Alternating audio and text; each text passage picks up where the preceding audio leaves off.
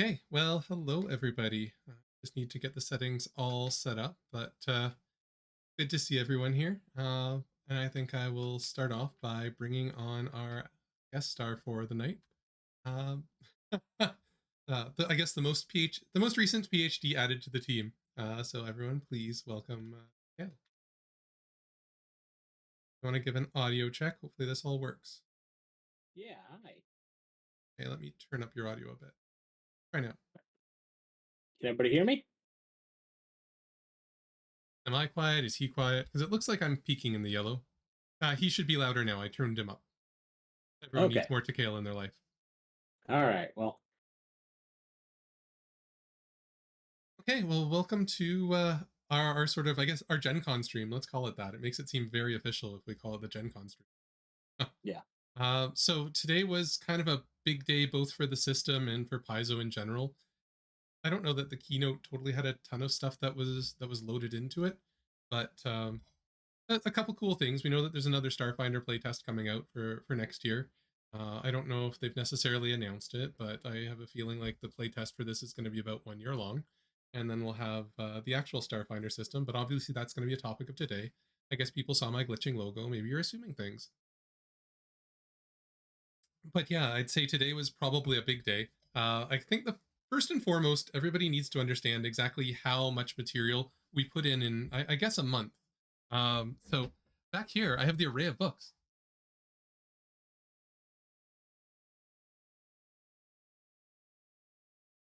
And to give everyone an idea of the content, this month we put in, I don't know, that's like 2.5 inches of content. It's a lot of content. It's kind of crazy. So uh, we can go through the books. The first couple, we have Pray for Death, and that's the newest adventure that's come out. And it's a high level adventure. It's like levels 16 to 20, I think, something like that. Guess I should check the cover. It'll tell me. But this is leading into War of the Immortals, 14 to 17. I kind of want to run it just based on the story. And then the newest AP that's coming out, which is kind of cool, Curtain Call.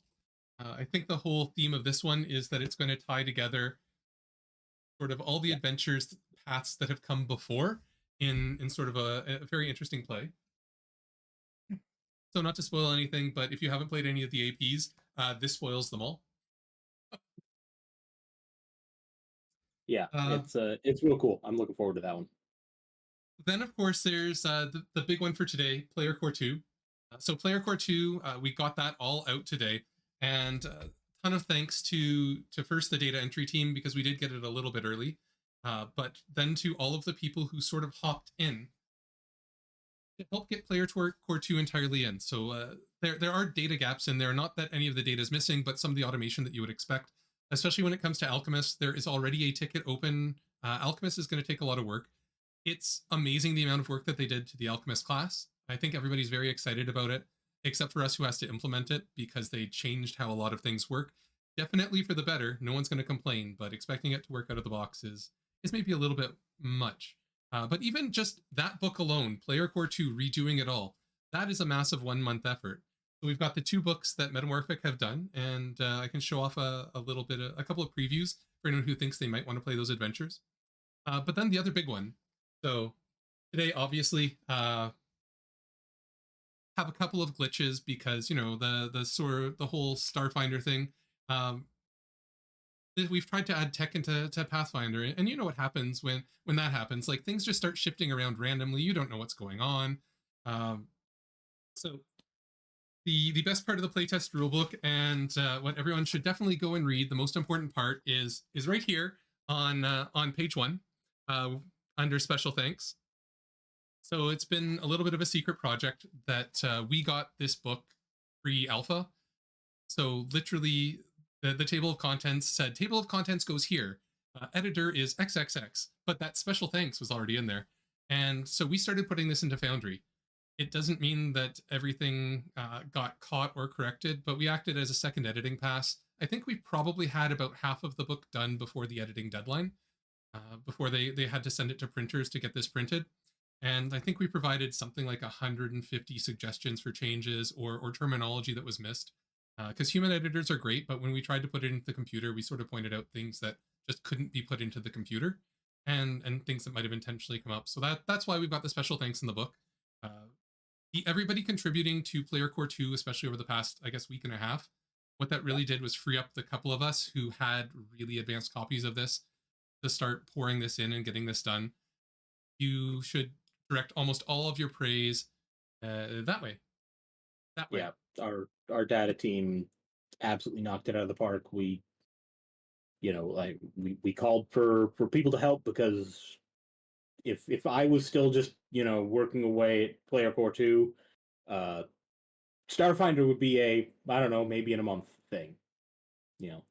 So huge thanks to them for taking up that book and then letting me spend the last week of my life basically breathing Starfinder. Yeah, because sort of looking at the index. So I did most of the ancestries and the start of one of the classes. I think you did all of the classes. I decided to redo Ancestry because Ancestries were done before we had the Yeah. final version of the book. Yeah, the ancestries were the first things that we did. We put in a lot of corrections, and then we sort of had to go and redo a whole bunch of it, and then do an automating pass. There's probably still a bunch that slipped through. Yeah, so if you're going through the ancestries and you notice problems, please do flag them. We will get them fixed. Yep. But like I said, we built a lot of this off of pre-alpha. And then we had someone hop in and did most of the spells and a bunch of the skills. Then we had the system code in the skills for piloting and computers. And then you did most of the push for the equipment. So it was a lot. It is a whole new system. I'll say some of the peculiarities, we didn't convert everything because it's a big lift. So whenever it says the word credit, replace that with silver pieces. All of the equipment was priced in silver pieces as equivalent to credits, because that's supposed to be the one-to-one thing. I think everything like languages should work. There's some stuff that definitely isn't automated. We can go over some of that. And then, of course, the last piece, which all got into the playtest module, the adventures that are coming out. So here's the first playtest adventure. If you haven't gone to pick it up, maybe you want to, but well, why don't we show that off in a second? First, we can probably go and let's look with the first, the opening of GenCon announcement. So there's something called I didn't upload the picture. That's embarrassing. Hold on a second. Upload that picture. Here I was. I checked everything else. Just assumed that one would work. But when I shifted it, all the file paths.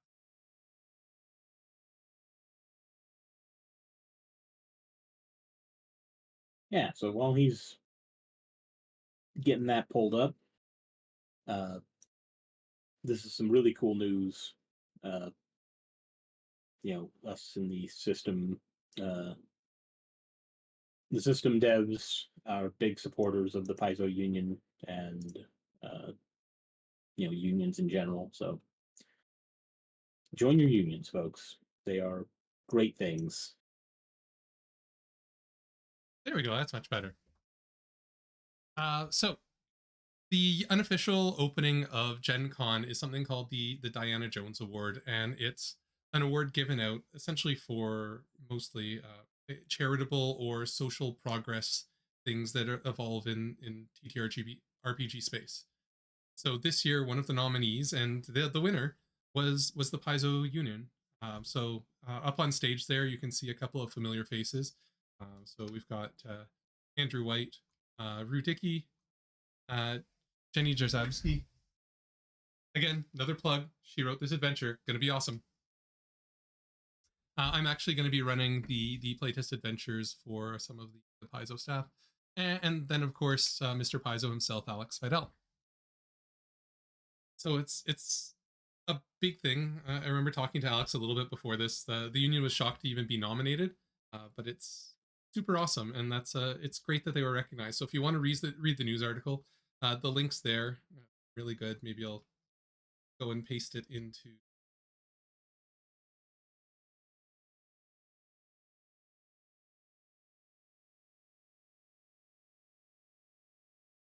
Paste it into the Twitch chat. Yeah. It's a quick read. It's like 2 or 3 minutes. It tells you a little bit. Otherwise, go and look or Google the Diana Jones Award to see why it's so important and such a big Yeah. deal. So congratulations to all of them. It's well deserved and well earned. So we'll move on to the adventures that have come up.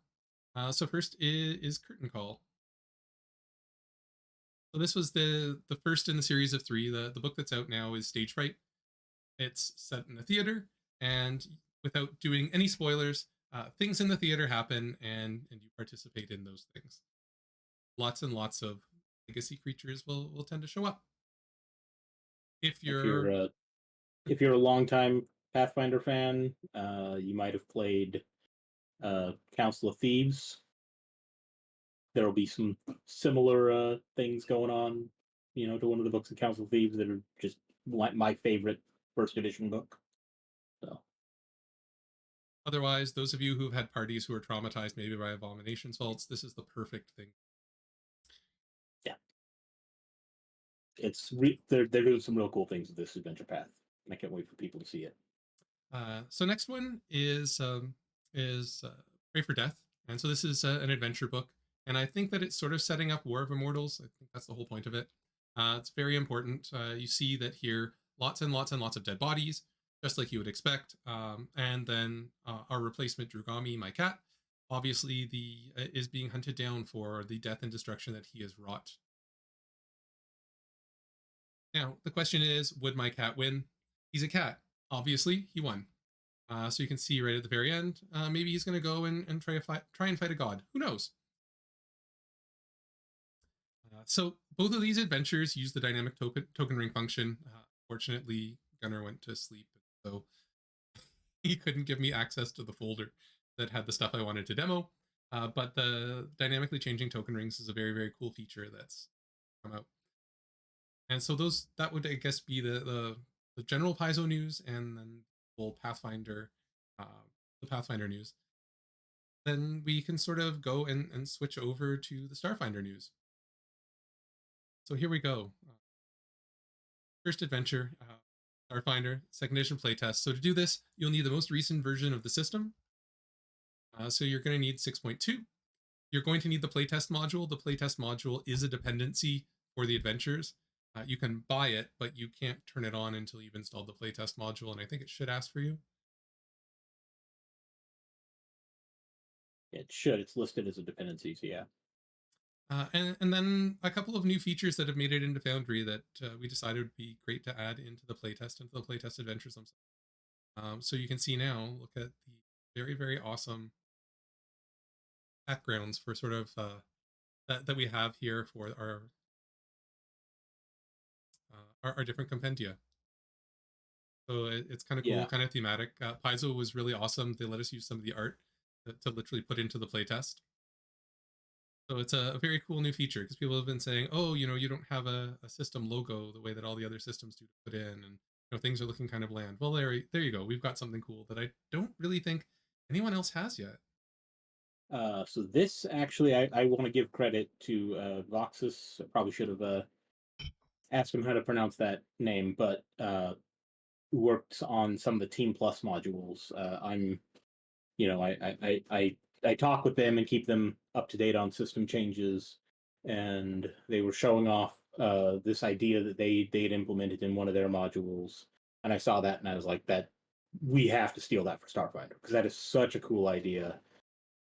So yeah, just absolutely fantastic, very helpful when I said, hey, I want to take that, and do you have any advice? Gave me exactly what I needed, all the tools I needed to make this thing sensible. And yeah, it looks really nice. I'm real happy with how it turned out. I will say, if you enable the module in your world and you find that the compendiums are just jumbled, it's because you had the field test enabled beforehand. And there is a script on the GitHub for the module that will fix them. It's not the kind of thing that I want to just run as a matter of course in everybody's world. So, yeah, it just run the script, reboot your server, and it fixes them back to the configuration that the module sets. And yeah, so I love these these iconic tokens. Yeah, they're kind of awesome, and they are built. They do work. At some point, we'll try and reskin the colors. It's obviously not a huge priority thing for us to try and make it look more Starfinder. It's something that we definitely want, but for the playtest, it was more important first to get the data in, then to start automating the functions, then to add the things that are relatively unique. So we have relaxed some of the rules, and I think Homebrew people will be pretty happy because I think I don't know if it made it to this release or if it's going to be in our next patch release where we've relaxed the rules on repeating weapons so that now batteries can kind of work. That's in this release. Okay, yeah. Okay, so it's in this release. So you'll be Mhm. able to extend things in a little bit of a different way. Yeah, A little bit and of a I'm change. actually like I just having the overhead of the data entry team taking on Player Core 2 meant that I could actually spend some time making some of these classes a little bit more automated than uh they otherwise would have been if I had just been stuck uh stuck trying to do everything entirely by myself this month. This was just way too much content in a month. I So didn't get one. didn't get one. Yeah. Again. One's got it. There we go. That's got to be one. There.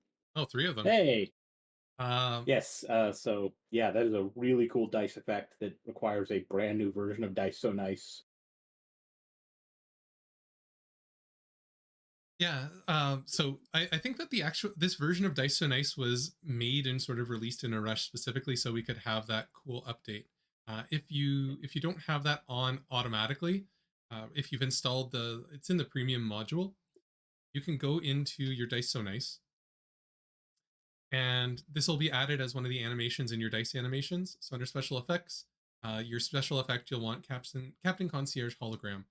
It might have just been how I installed it because I was using a pre-release version. This may be enabled on default for you if you happen to buy the module, install the module, and get it that way. I don't actually know, but if you can't, so that's how you find it. So you just go into your 3D dice settings, special effects on the D20 on a 20, then the Captain Concierge hologram, and that'll pop up. And I thought that was a really really cool sort of feature. It's one that I think is kind of exciting and was really neat to show off. I know that it kind of got shown off before on some of the sort of streaming videos, but it was nice to be able to do live here.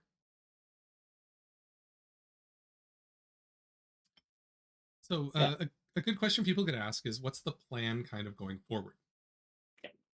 We do want to extend this. So both Player Core 2, there are new features in there that do need to be added. We know that. Feel free to report any errors. Even better if you push fixes for those errors.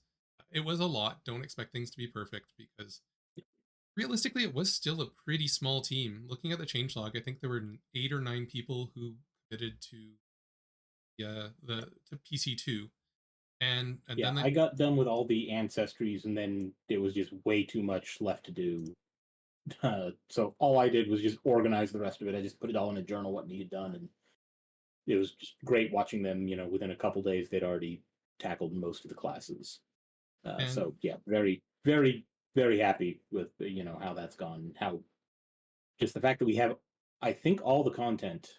yeah, Even the free RPG Day adventure that came out today, the PDF came out today, made yeah, it in that was Spartan, right? at the buzzer, but it made it in.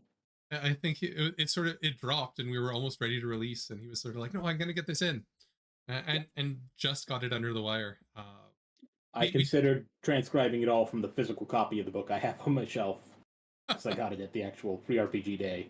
But that that's how I sounded did like the a one lot two this years month. ago. Yeah. The thresholds of knowledge. That's exactly how I did it. So we had it where the PDF came out. I actually drove 150 kilometers to go to the province that had it and visit my aunt. But it was mostly free RPG Day, obviously. Uh, we also managed to sneak in 600. So I'll give a little bit of a plug, although I don't know that there's many open slots. So the special being run at GenCon on Saturday, I think. The new one, Salt of the Ocean. It's going to be run online virtually, so a bunch of the venture officers got together because there was no GenCon online this year and said, hey, we want to run the new special. So they arranged for a convention.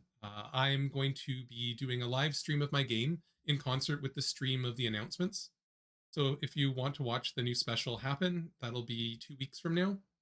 I'll be running it with. It was done for charity, so I do sort of want to say thank you to everyone who's involved. So the 4 of the players from Find the Path will be 4 of my players, and then we auctioned off the other 2 slots. And in addition, Alex Spidell is running a, I guess I'm awesome because I'm organized play overlord. I think that's the official title. And so he also opened up spots for a game and auctioned those off. And between the 2 tables, we raised $1,000 for Extra Life. So Tikael's thrown that up in the chat. So if you think that we did an awesome job, if you want to inspire us to do more,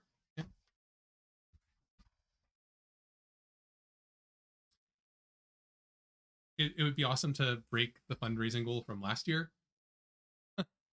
I don't know that we'll do that. That was big. That was a lot. That was big, but it's only August, and it is, and we're doing really well. I don't know what I'm going to do this year for the live game. Probably something cool. The community's just been so amazing, and I will apologize. I still have the coasters from last year. They are still sitting here. I do have cool news. I am learning how to make slate coasters. So I made this year. Happy 100th anniversary to the Royal Canadian Air Force.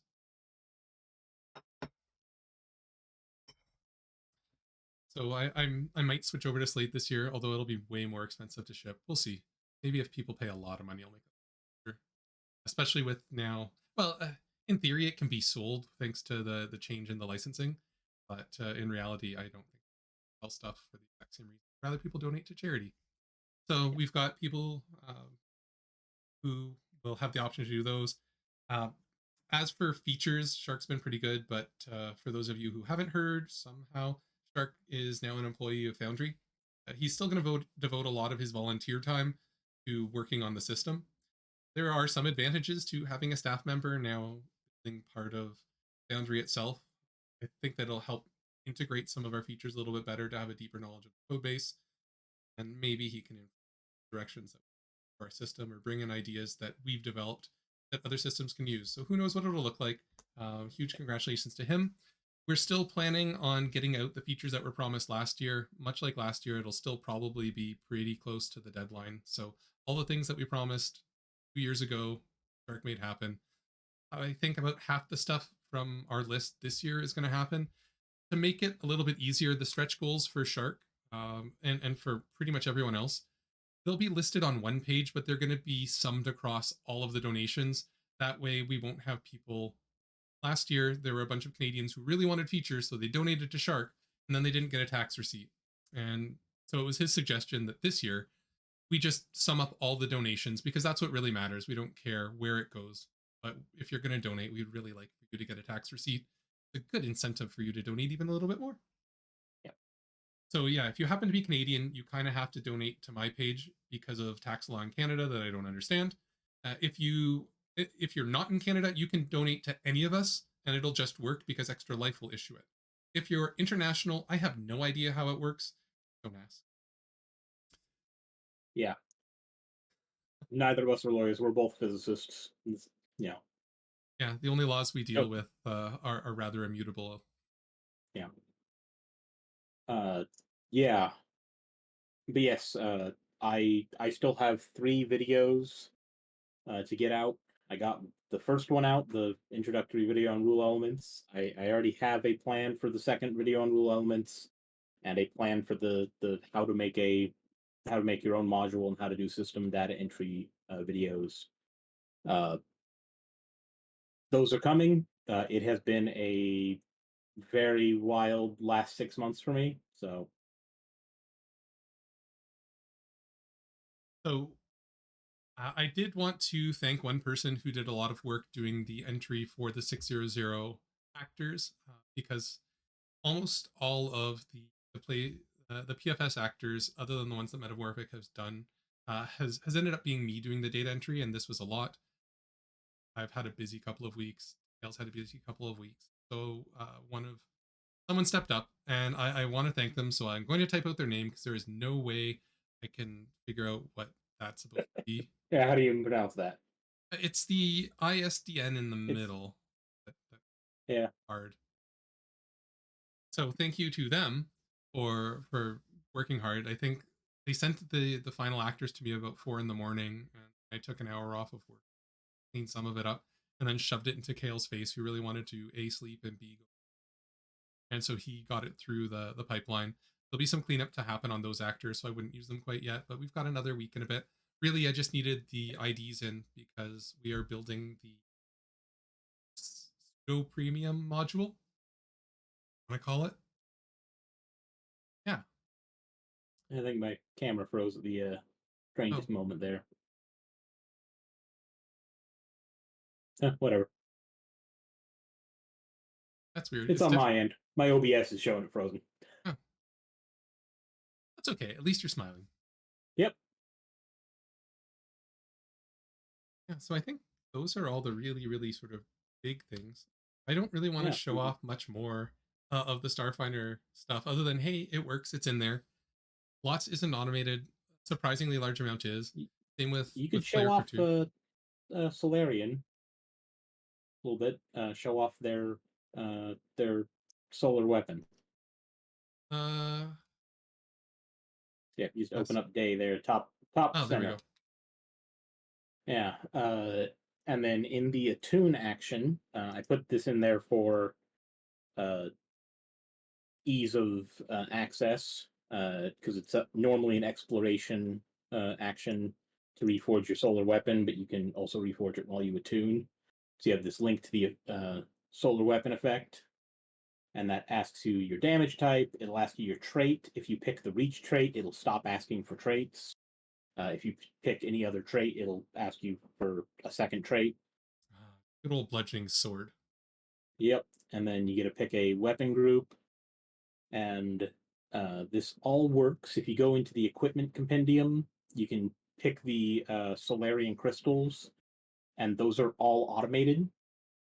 So all of that stuff actually just works. The twin weapon feat that they have, I can't remember the name of it off the top of my head, but the feat that lets them have a second solar weapon active works.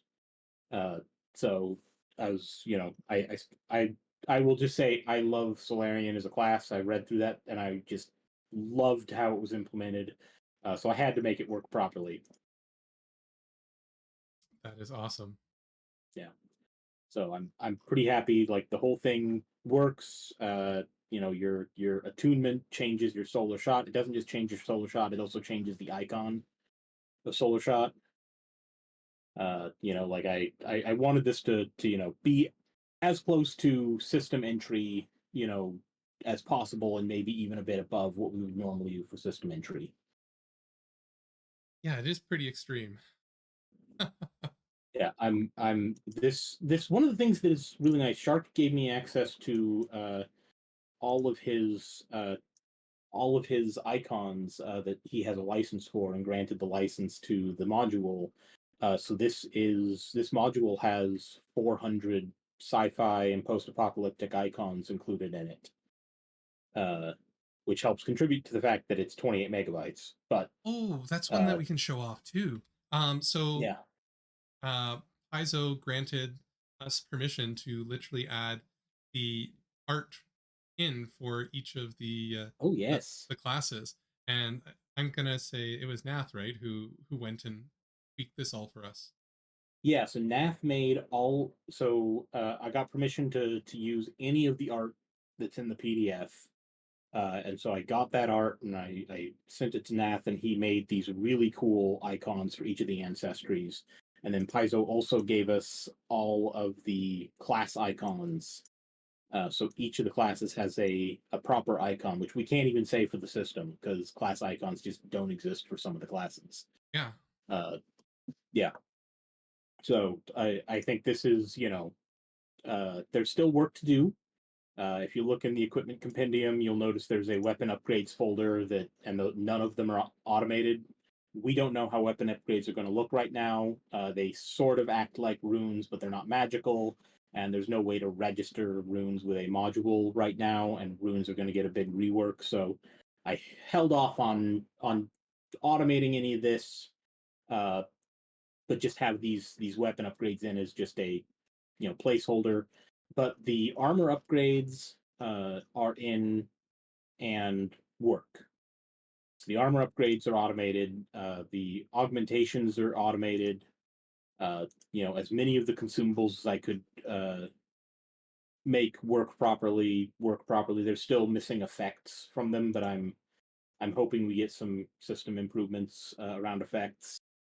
Area fire on soldier is still something we're working on. We are, we're actively trying to figure out how can we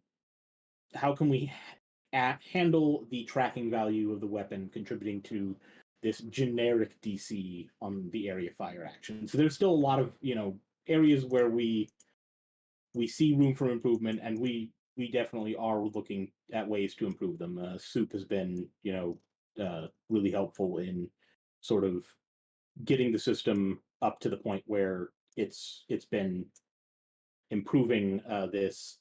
So one thing I actually do want to highlight something that Soup did. Drag the skill training feat onto any of these actors. It's in the actual Yeah. natural skill. No. Just the regular skill training feat. Oh, From Pathfinder.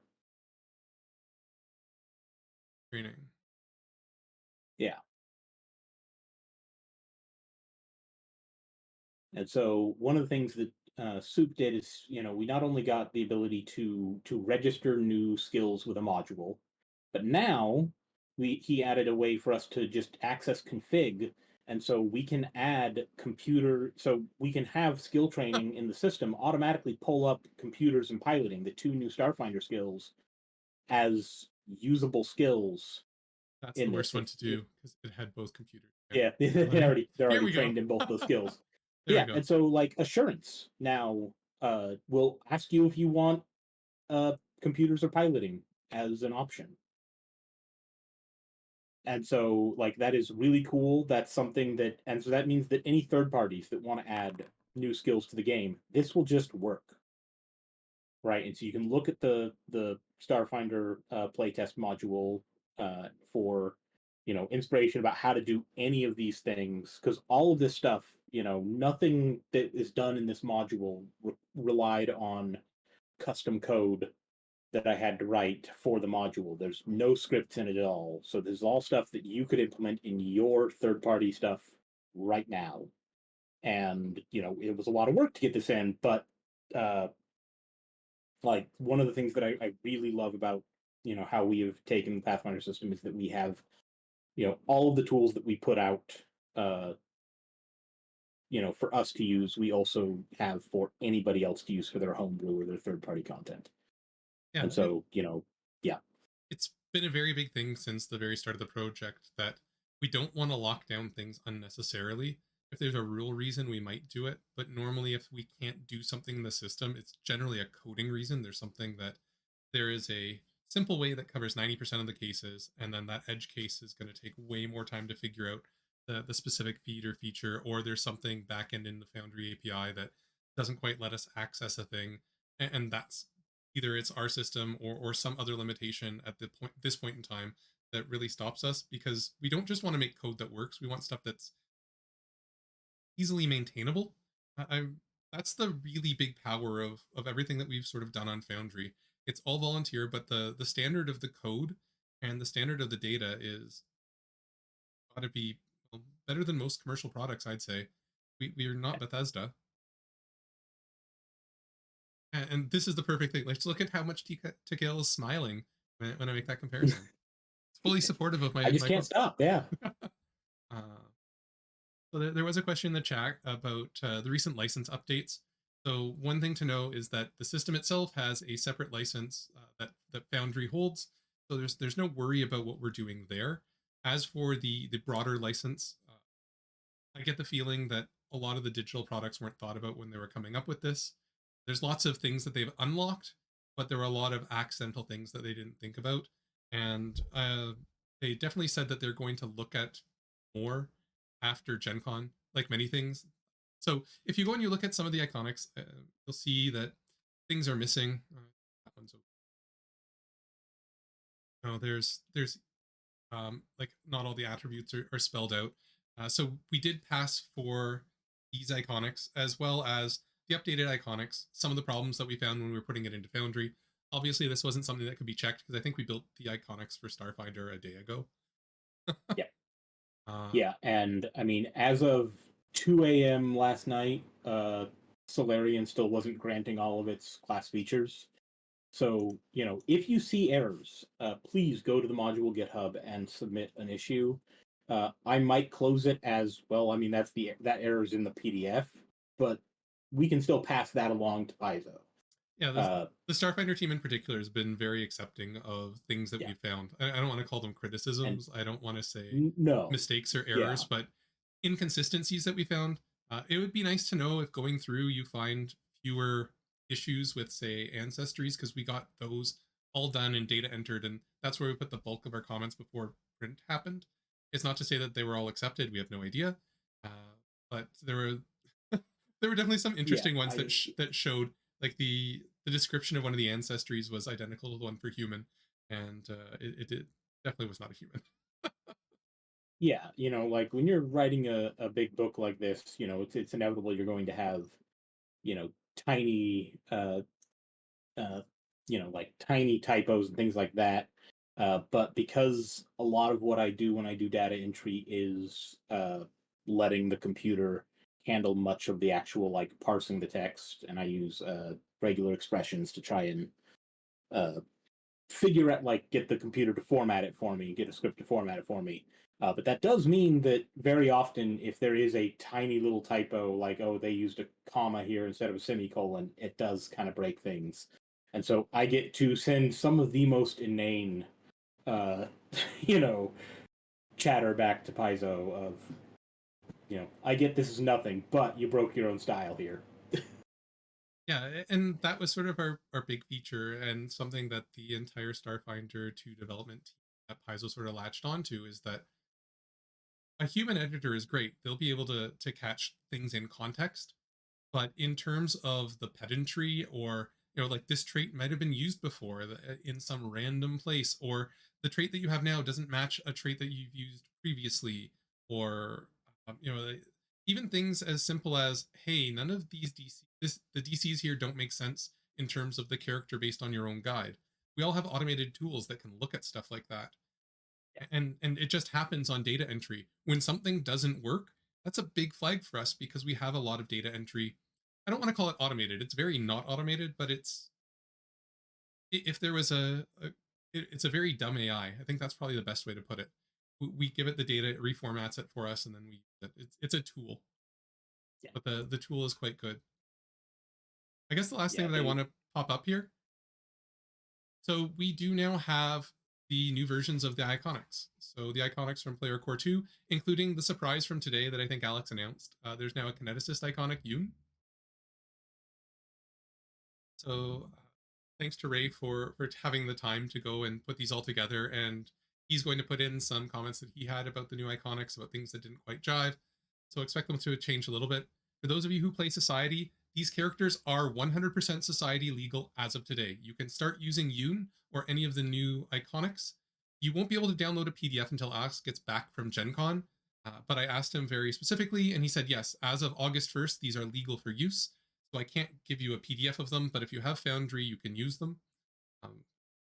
And if you want to copy it all out by hand and use it, and you don't have Foundry, the character builder world is there for you to log in and grab stuff as soon as I get it, which I have not yet. But maybe after the stream, I'll go and update and add it in. I'm not going to create a second Starfinder character building world. I'm just going to use the PF2e character building world and then add in the playtest module. So you'll be able to build Starfinder characters in there. I'm not going to change the label or the URL because that's a pain.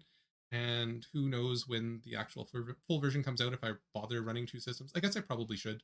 I'll figure it out. That's a year from now, and me buying another license from now. Yeah, we got a full year. Have we talked about the actual plan for Starfinder as its own system? I think I've talked a little bit about it, but I guess now's not a bad time to sort of just mention it. So Yeah. the idea behind the whole system. So right now the playtest is just going to stay a module. When the next part of the playtest comes out with what are the two classes? Technomancer and two new classes were announced for a future playtest. So over the next year, we'll probably start working a little bit on the back end, but until we sort of have what the final version of Starfinder Second Edition looks like, and fingers crossed we get an early copy, then we'll start actually implementing the back end coding, which is why everything right now is in a module. And we're going to plan to try and build it out so that there'll be one code base. So all of the things that run in Foundry, all of the back end piece is going to be essentially identical between Starfinder Second Edition and Pathfinder Second Edition, because at the core they're using the same rule mechanics.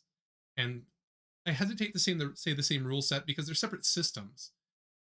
They're definitely compatible, and they're being made to be compatible. And if it doesn't work in Foundry, we can tell them it's not compatible. But we'll have one system that'll be Pathfinder Second Edition. It will come with the Pathfinder Second Edition data. It will be set so that it is set in gold and silver. It will be set so that all of Solarianness is in that system. We'll have a second system. It'll draw from the same code base. So whenever we release one, we'll release the other. And then that second code base, what it'll sort of, I guess, enable us to do is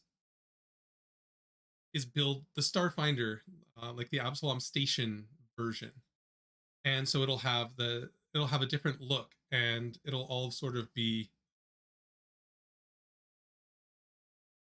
well, it'll just be the Starfinder pieces, and so you'll have Starfinder data and Starfinder terminology, and then if you want to add Solarian into Absalom Station or vice versa, there'll be data packs to expand. Yeah, there we go. He's back. Yeah, I'm back. Hooray! It took OBS crashing.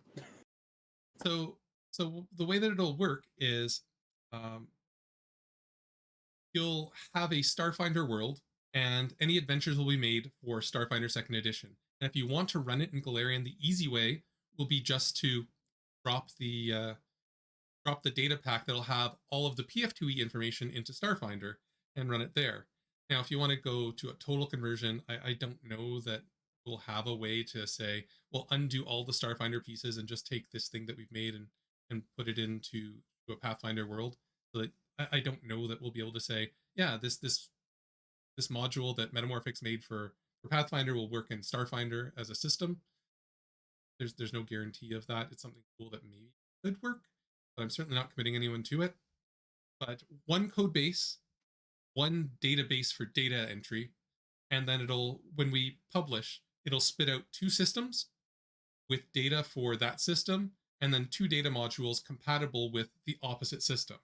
So if you were to load Starfinder and put in all of the uh, Pathfinder stuff, hopefully we get it to the point that those things will all be tagged archaic, and if it still exists, the archaic trait will continue, or whatever we get out of the playtest. I don't know that that particular rule is going to continue, but as an example, if it were to go that way, that would be something that we would hope would happen on a build level. So then you just turn on the data and it just works. Yeah. There might be some strangeness, because right now we have a lot of feats that were republished from Pathfinder in the playtest. And so it might be the case that, a future final version of Starfinder might just have might have a specific version of I for numbers that gets added to that mentions something that Pathfinder doesn't, because, it's, you can also tell how much data is on a data drive or something. And that, that is a very Starfinder specific thing. And so that's a problem we will have to solve for, whether the Pathfinder version of I for numbers should even appear in Starfinder, even if you enable the module, because there's a Starfinder specific version that should maybe override it.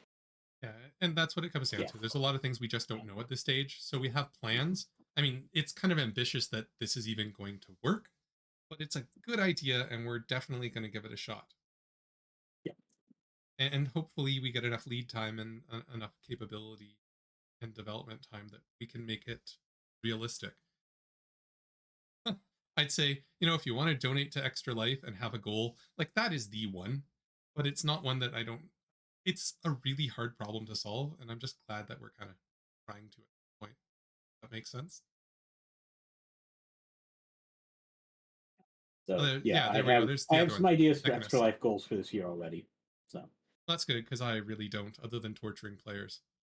If anyone has ideas of people who you would like me to help play a game on live stream, yeah, I have not chosen yet the celebrity to definitely not torture this year. need somebody thrown to the bus. Exactly. Otherwise, I'll leave the chat open for a couple of minutes if there's any questions. Not a whole lot in feature-wise to demonstrate, other than the really cool folders. It makes me smile every time that I see them. And yes, at some point we'll start doing some of this for the Pathfinder system as well. I don't know that we're going to put in this much artwork into the Pathfinder system. The system is already pushing over 100 megabytes. Uh, It that space on disk gets a little rough the more stuff you put in, but maybe if we can find a way to trim down some of our existing assets, we can sneak in some nice folders. so I will say, unfortunately, no, I don't actually have Monster Core tokens to show off, just because everybody at Paizo is away. They weren't able to send me any of the on this stream because it also just came out today, and I was literally at work. Will there be For the a legacy module, it already has everything. The legacy module is a snapshot of Pathfinder Second Edition at version 5.2, and that data is just being migrated forward. It'll be migrated forward automatically when you enable it and import that stuff. I think they more mean, are we going to pull anything else out of the system? And Yes. So, yeah, companion actors are something that was from last year's Extra Life, so that is a goal for the system for the year. But for the legacy stuff, we already pulled out basically everything that is going to get pulled out. The Time and Ash Oracle mysteries are gone. If you want to use them, you're going to need the actual legacy module.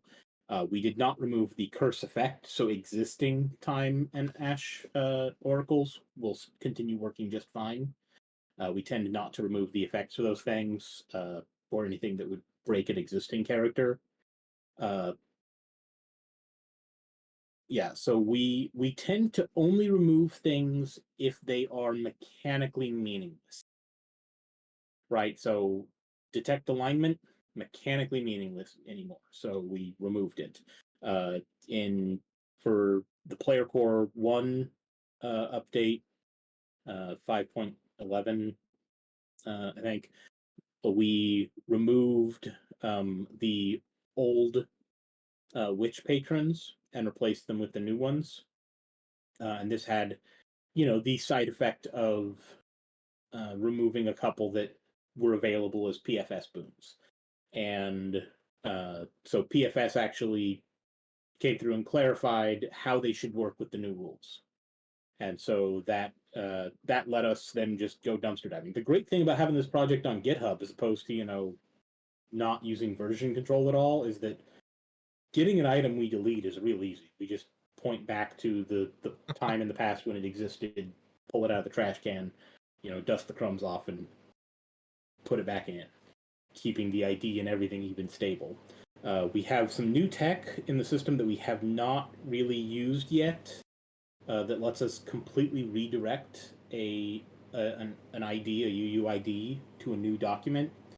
And so that means that we can redirect if you have a link that points to, say, for example, you know, skeleton, just a regular skeleton creature. right now that link probably points to bestiary 1. If you if we delete that creature because it was reprinted almost unchanged, except for swapping out the word void for negative in Monster Core, then that means that we can just tell the system, yeah, if something tries to pull up that link to bestiary 1, just replace it with the Monster Core version. And so that means we're going to be able to shrink down a fair number of the duplicate creatures you see in compendiums, which is really nice because it's a pain to open up your compendium and see, like, okay, I've got, 3 different versions of this same creature because it was published in Bestiary 1, and then a variant was published in some adventure path, and then it was also published in Monster Core. And so now, it's just kind of a mess to sift through. So we will be able to actually trim down some of those duplicates and we're going to have to, sit and think carefully about, how close do 2 creatures have to be before we delete them. We're not going to delete stuff just because it wasn't reprinted. I'm never going to hit the delete button on Red Dragon. It's never going to be reprinted. It's just going to stay in the system. Unless it's mechanically actually just not something that's workable at all, or it's completely reprinted elsewhere and we can just supersede it in the new compendium. Yeah. Made a link to reddragon.json. Exactly. Yeah.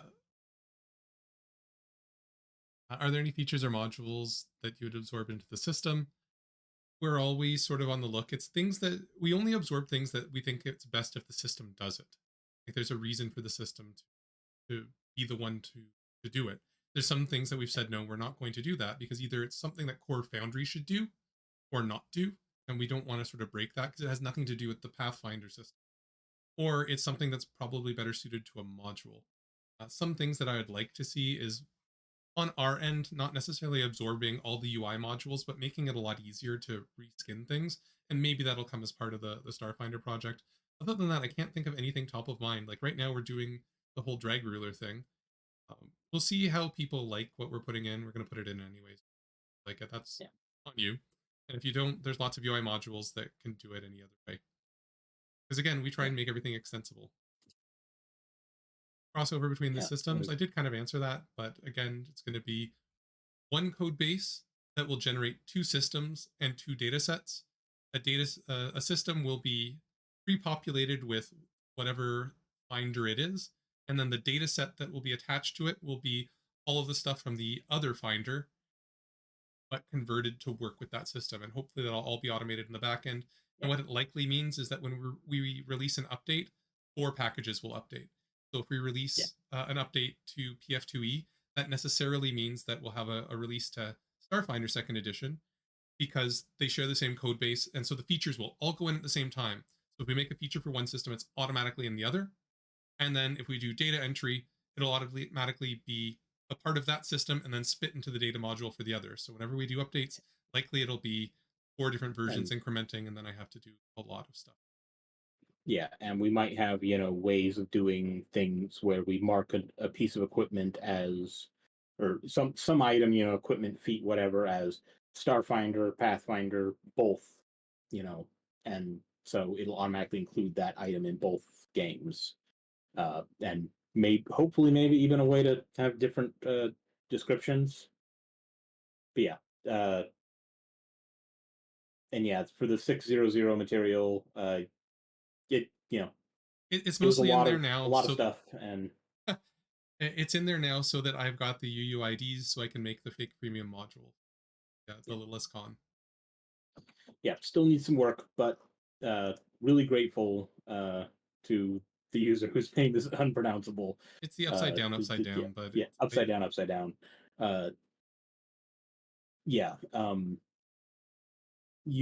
That like really grateful to have that done, so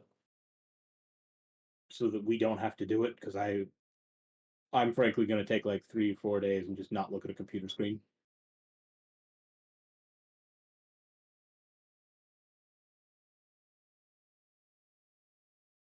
that, well, I think that's pretty good. It was like an hour-long GenCon. Timing works out. I had to start a little bit late, so I do apologize for showing up late. I hate when streams start late, but changing internet service providers has been a pain. My router's all that. Couldn't figure out the port forwarding in the very brief amount of time because it should have all worked. I put in all the settings right, and I was able to use a port checking website that said, yep, that port is definitely open. We can reach it. And I couldn't get it, and Tikael couldn't get it, so I had to shift to my online version. And we are absolutely glad to do it. Oh, hi, Dustin.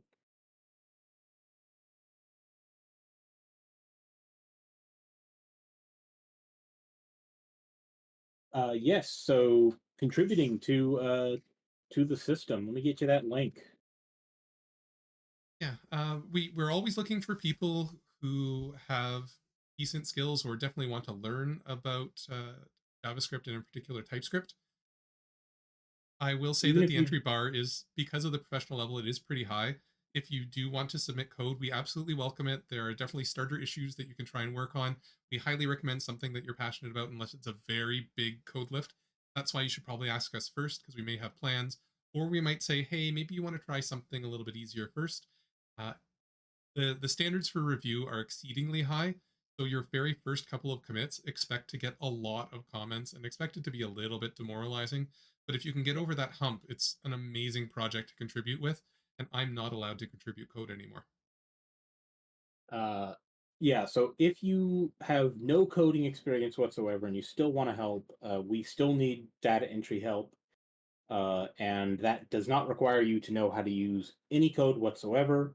Data entry help can be anything from fixing a typo on our end to cleaning up a bit of a description, to just dipping your toes into pseudo programming with Lua elements.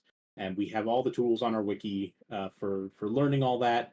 And I am extremely online. Ping me on Discord. Worst case scenario, I just look at my phone, put it back in my pocket. So yeah, just the data entry world is currently down. So it was being used to do Starfinder for a while with the message that I was working on my dissertation. And sharp-eyed viewers might have noticed that my dissertation was done, a couple months ago. That might have been code for Starfinder development. Yeah, that might have been code for we have NDA stuff in the world right now. But it turns out my Raspberry Pi really did not like my change of router. And so it has been really throwing fits lately. So that is currently down, and I will probably have it back up at some point. I also plan on really revamping the system style guide, probably sometime in late this month in September. That will be much more geared toward actually learning how to use the system tools and make things look the way that we want them to look. Yeah, if you are a coder and you don't know JavaScript, TypeScript, I knew no JavaScript at all when I started working on this project. I now can say I know some JavaScript, but despite having a PhD in theoretical physics, I'm still not a coder, not anywhere near the standards of the actual code leads of this project. So yeah, all of them are professional coders. This is what they do for their living. One is so successful that he now works for Foundry. That's probably anathema to say that there may be nobody who knows certain parts of the API better than him. Yeah, you can run a Foundry world on a Raspberry Pi. Turns out you really want one of the Raspberry Pis with 4 gigabytes of RAM.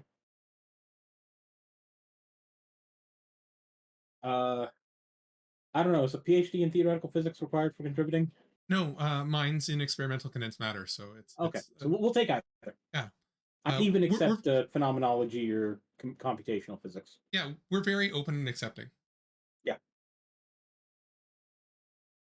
That being said, if anybody happens to randomly like Pathfinder or Starfinder and also happens to run an institution that uses computational physics, I've got a great hire for you over here. Uh, Yeah, if I'll even commit you him that, need a scientist, yeah. yeah, one night a week, he will stay late and run a game for you.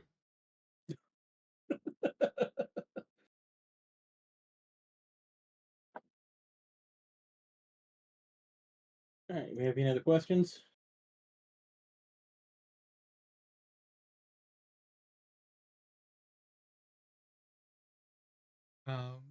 Well, with that, yeah, I will say thanks to everybody who's contributed on this entire development cycle. It has been huge, both from the code side, getting things to actually work, to be able to bring in new skills into the system. It was a pretty big push. And then to Right get all the after data in. V12 too.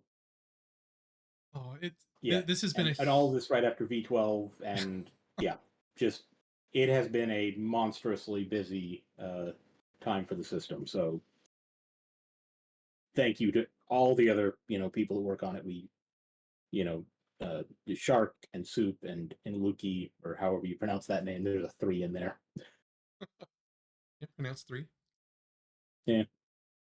And just everybody who's been contributing. I know that. Yeah. So if you look at the list, the people who got listed by names were the leads of this project, plus the people historically. And maybe I'll pull out the book so I can go through. I typed it up, but in case you didn't read the post on the Discord. So a couple of the other names that we have on there. The first one is Sean Newsom. Uh, so he was the one who created the package and started coding Pathfinder Second Edition when Foundry was, I guess, in closed beta, or maybe even the alpha. It had package ID 3 or something like that. So it was created very, very early, and it was forked off of 5e, and I think there's pretty much nothing left. So he's the first one listed. Then we have Chris Johnson, who is Gallimir, who was the one who sort of organized all the volunteers, created the Discord, and bought all of the icons that we use. The Rexard packs in Pathfinder First Edition, Second Edition, and Starfinder were purchased by him. The other one that we added in was Kathleen. So when we started the system, it was for the data entry side. There were lots of people coding, and then Kath and I were the ones who pulled the data into the system. That was that was interesting. There were a lot of very long nights, very long sprints. We sort of had one tool that we used from called the Anvil menu, and you could take some information and paste it in, and it would kind of build a stat block. It was so unreliable that we stopped developing it. And then we got the first version of rule elements, and the first version of rule elements bricked if you had a typo, and it would just completely destroy the item regardless of how much data you'd put in. So that was back in the days of hand editing JSONs. Don't do that. But it was the only way to go and try and fix that. And then Paizo wanted to recognize the other sort of lead contributors to the Pathfinder First Edition and the Starfinder systems. Those are the ones who all got named. But you'll notice that at the end, the credits also go to all the people who worked with on Pathfinder Second Edition, in Foundry, and Starfinder Second Edition. So if you want your name in the playtest, all you need to do is start contributing to those things, and you can say legitimately, "I'm here."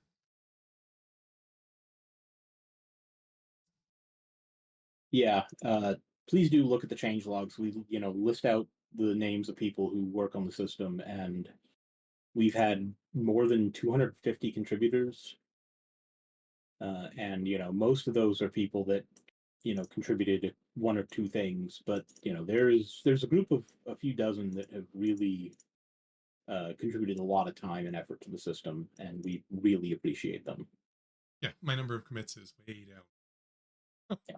I've been a little busy with other things, apparently. Yeah, my number of commits has dropped pretty significantly. But I merge a lot of things, which means that I review a lot of things. And for those of you who are scared of the coding, I do know some coding. I mean, what I do is in Python, but I have just barely enough competency to be a reviewer if one of the code leads can't find someone else to review, at least for simple things. And I can read through the code and I understand what it is. I just could never write it myself. It's kind of like a language that I can't speak. I can read and or Yeah, ask questions that are horrid. I'm not a professional coder, but if it's a simple thing, or if it's a purely data change, feel free to, on your PR to the system, just request a review from me, and I will get around to it, or ping me, doesn't matter, on Discord. And yeah, we're definitely yeah, even though I am not, principally a coder, I'm not completely inept at JavaScript. You should see some of the horrifying scripts that I made uh, in order to enter Starfinder and Player Core 2 quickly. That involved copy pasting the entire text out of the PDF, searching through it for the feet, followed by a number, followed by a new line, and then using that to find where all the feats began and ended. Yeah, real horrible things, but that got in. So yeah, I can do some amount of at least look at a code PR and say this might not be, or I know this isn't going to fly because Shark or Soup has already told me that's not going to fly when I tried it. Yeah, and that's it. That's why we'd rather people, especially when you start, don't just come into it blindly. If you happen to do a couple of data entry merges, or you happen to Yeah, a couple of start with code that merges entry, that even if you've you're a good managed to get coder. through successfully, then we'll give you the role. It'll open up the dev channels on Discord, and then you can sort of, I don't want to say get the inside track, but at least be involved in the discussion, because it's a pretty healthy discussion, to be honest, on our Yeah. Discord for what's coming up, what should be done. It's a great place to ask questions, and it's a decent place to learn. So if you can get past that first hurdle, it's a rich place for people to develop their coding skills.